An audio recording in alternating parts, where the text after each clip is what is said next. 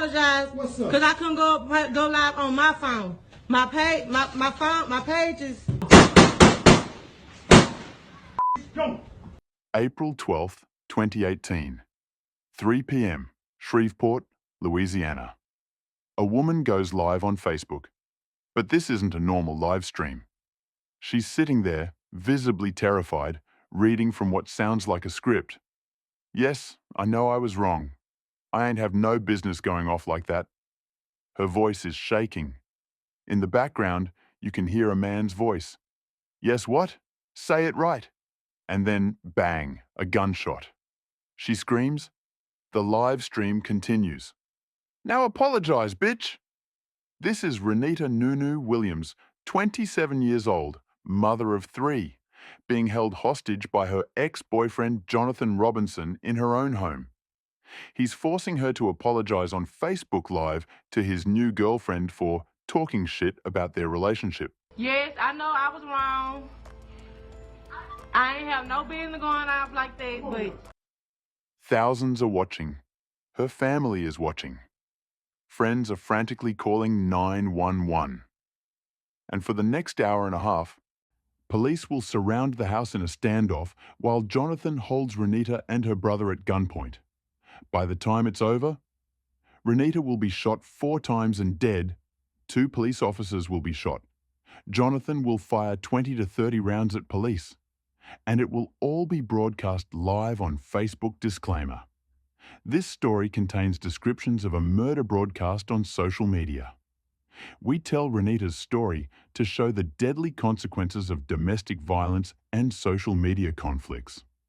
Before she became a viral tragedy, before her final moments were broadcast to thousands, before her ex-boyfriend decided she needed to be taught a lesson, Rennita Williams was simply Nunu to those who loved her. At 27 years old, Rennita was a popular home decorator living in Caddo Heights, a tight-knit community in Shreveport, to Louisiana, the state's 3rd largest city, known for its riverboat casinos and close community bonds. Rennita had a gift for transforming spaces. Her clients loved her. She had an eye for color, for layout, for making houses feel like homes. Friends described her as happy and popular, someone who brought warmth and creativity to everything she touched. But more than her career, Rennita was a mother of 3 children. Everything she did, the long hours decorating homes, the hustle to build her business, the sacrifices she made, it was all for them. Her mother, Anita Williams, would later describe Rennita as someone who touched lives. A woman with a big heart, a bright smile, and dreams of building something beautiful for her family. And for a while, Rennita thought she'd found someone to build that future with. Jonathan Robinson. Jonathan Robinson was 36 years old, 9 years older than Rennita. He'd grown up in Shreveport, but had recently moved to Houston, Texas, for work, or a fresh start, or whatever reason people give when they're trying to reinvent themselves. When Rennita and Jonathan first started dating, everyone in Rennita's life liked him. He seemed like a good guy. He was a father figure to her kids, stepping into that role with ease, helping with homework, playing with them, acting like he cared. But as the relationship progressed, people started noticing things. Jonathan could be controlling. He didn't like that Rennita wasn't afraid to stand up to him. He wanted compliance, obedience, submission, and Rennita didn't give him that. When Jonathan moved to Houston, they tried to maintain a long-distance relationship. But long distance requires trust, communication, honesty. And Jonathan wasn't offering any of those. Rennita quickly realized the relationship would never be the same, especially when she became aware of another woman in Jonathan's life, a woman named Sharika. In the fall of 2017, Rennita made a decision. She broke it off with Jonathan. It was the right decision, the healthy decision. The decision any strong woman makes when she realizes a relationship is toxic and going nowhere. But Jonathan Robinson didn't accept it. After the breakup, Rennita did what many people do. She moved on with her life. She met another man, and they kicked it off right away. New relationship, new energy, new possibilities. But that did not sit well with Jonathan. According to friends, Jonathan tracked Rennita to a club in Shreveport sometime in February 2018. He found her there, confronted her, and assaulted her in front of witnesses. Let that sink in. He tracked her location, showed up at a club where she was trying to have a good time, and physically attacked her because she'd moved on. Rennita could have pressed charges. She should have pressed charges. But here's the thing. Jonathan Robinson had 12 previous criminal convictions, including assault and domestic abuse charges. 12. He was a habitual offender with a documented history of violence against women. And Rennita, knowing this, decided not to press charges. Why? Because she didn't want him to rack up more felonies. Because despite everything, she still had some sympathy for him. Because women are often conditioned to protect the men who hurt them. It was a fatal mistake. By March 2018, the conflict had moved online. Because this is 2018. And when you can't physically confront someone, you do it on Facebook. Sharika, Jonathan's new girlfriend in Houston, and Rennita started going at each other on social media. Public posts, comments, the kind of petty back and forth that seems harmless until it isn't. Sharika tried to establish to Rennita that Jonathan had moved on with his life, so Rennita should let her new man be and stop talking about Jonathan online. But Rennita wasn't having it. She had her own story to tell. She knew Jonathan wasn't as moved on as he claimed. So Rennita created a new Facebook account and went live, talking about how Jonathan was still trying to get back with her, still texting her, still not over their relationship. This enraged Jonathan, because now his new girlfriend was seeing proof that he'd been lying.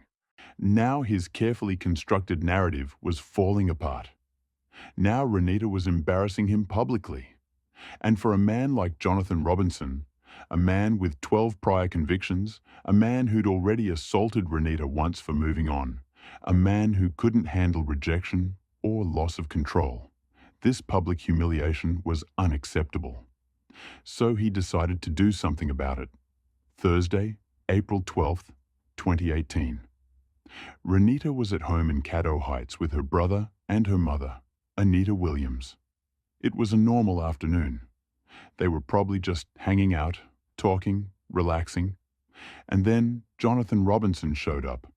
He pounded on the door. When no one answered fast enough, he kicked the door in. And he was holding a gun. Immediately, Jonathan held everyone at gunpoint. Rennita, her brother, her mother. 3 people, trapped in their own home, to staring down the barrel of a gun held by a man with nothing to lose. Anita told Jonathan she was going to call the police. Jonathan's response? He got upset and fired a shot that went just past Anita's head. Think about that. He fired a warning shot, inches from killing Rennita's mother, just to prove he was serious. Anita, terrified but thinking quickly, was able to escape and run to a neighbor's house to call 911. She got out. She was safe. But Rennita and her brother were still inside with Jonathan. And Jonathan had a plan. Once Anita escaped, Jonathan turned his attention to Rennita. And he told her what he wanted. You need to go on Facebook Live and apologize to Sharika for all the bad things you said about her. This was the whole point. This is what he'd come for. Not just to kill Rennita, though that would come later. First, he wanted public humiliation. He wanted Rennita to admit she was wrong in front of everyone who'd watched her talk shit about him and Sharika. Rennita, with a gun pointed at her, agreed to do it. She pulled out her phone, opened Facebook, and went live. And thousands of people tuned in. If actual audio/video is available, play clip. Otherwise, dramatic recreation. Rennita, Yes, I know I was wrong. I ain't have no business going off like that. You can hear the fear in her voice. The way she's reading from what sounds like a script Jonathan gave her. The way she's trying to say the right words to keep him calm. In the background, you can hear Jonathan's voice. Yes, what? Say it right. Everybody wants to be friends. Yes, what? Rennita. I am... And then, mid-sentence, bang. Jonathan shot Rennita in the knee. She screamed. The live stream kept going. Thousands of viewers were watching in real time, horrified, calling 911, begging someone to help. Jonathan's voice again. Now apologize, bitch. Rennita, bleeding from her knee, in excruciating pain, apologized to Sharika. She did what he asked because she was trying to survive. Her brother, seeing his opportunity during the chaos, was able to escape unharmed. He ran out of the house, leaving Rennita alone with Jonathan. And then Jonathan shot Rennita 4 more times. As she lay dying, Jonathan said the words that would haunt everyone who heard them. Bitch, game over. You want to be famous? I'll make you famous. By the time Rennita's brother and mother escaped and called 911, Shreveport Police Department was already mobilizing. They'd received multiple calls, from neighbors hearing gunshots, from Facebook users watching the live stream, from Anita and Rennita's brother. Officers arrived at the house on Natalie Street in Caddo Heights to find an active hostage situation. Jonathan Robinson was inside. Rennita was inside, shot multiple times, and Jonathan had plenty of ammunition. What followed was a 1 hour and 30-minute standoff. Jonathan fired several shots at officers outside, engaging in what witnesses described as a gunfight. He hit 2 police officers, one in the wrist, another with non-life-threatening injuries. Neighbors described the scene as terrifying. It was more than 10. It was 10 at first, then they started shooting back at each other. It was ongoing. Anywhere from 20 to 30 shots. An electrician who'd been working on a ladder outside a nearby house when the standoff began described the chaos. When I got down off the ladder, I walked around to the front, and the police told me to get back in the house and lay down. I laid there for about 30 minutes, and I kept hearing gunshots go on while I was laying down there. People ran from the perimeter. Loud booms echoed through the neighborhood. This wasn't just a domestic incident anymore. This was a full-scale tactical operation. Inside the house, Rennita Williams was bleeding out, dying, maybe already dead, and Jonathan Robinson was running out of bullets. After firing dozens of rounds at police and holding them off for an hour and a half, Jonathan Robinson ran out of ammunition. But even then, he didn't surrender immediately. See, he stayed inside, on the phone with Sharika, the woman he'd forced Rennita to apologize to, the woman this whole nightmare was supposedly about. Sharika, horrified by what Jonathan had done, convinced him to put the gun down and walk outside. And finally, Jonathan Robinson surrendered. He walked out of the house with his hands up and was arrested without further incident. Medics rushed inside and found Rennita Williams dead. 4 gunshot wounds, massive blood loss, no chance of survival. The 2 injured police officers were taken to University Health Hospital in stable condition. And Jonathan? He was first taken to Shreveport City Jail, where he damaged a water pipe, causing his cell to flood. After that disruption, police moved him to Caddo Correctional Center. Even in custody, Jonathan was causing chaos. At police headquarters, detectives interviewed Jonathan Robinson, and in that interview, he gave a detailed and delusional explanation for why he did what he did. Jonathan, you know when you say your wife not strong, and you know people mess with your wife because they know she's not mentally stable.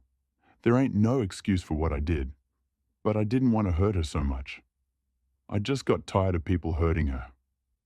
Read that again. Jonathan claimed he killed Rennita to protect her, to stop people from hurting her online. He continued, If you know what's putting pressure on somebody and making them go over the edge, making them be suicidal, and you still do it, it's like you have no regard for her life. And I told her I'd never let nobody hurt her like that no more. This is classic abuser logic. I killed you to save you. I hurt you because I love you. Your death is everyone else's fault except mine. Jonathan convinced himself that by murdering Rennita, he was somehow protecting her from online bullying and embarrassment. The delusion is staggering. The narcissism is complete. Jonathan Robinson initially wanted to plead guilty to Rennita's murder. He knew what he'd done. There was video evidence, thousands of witnesses. But at the time, the prosecution intended to pursue the death penalty, which meant a guilty plea wasn't possible under Louisiana law. After consulting with Rennita's family about a plea agreement, the prosecution agreed not to seek the death penalty.